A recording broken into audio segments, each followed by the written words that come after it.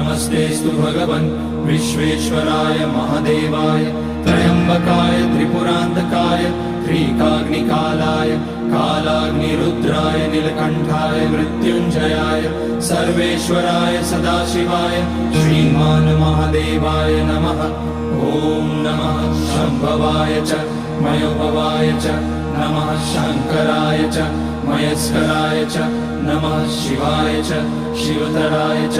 ॐ त्र्यम्बकं यजामहे सुगन्धिं पुष्टिवर्धनम् उर्वारुकमिव बन्धनान् मृत्योर्मुक्ष्यमामृतात्।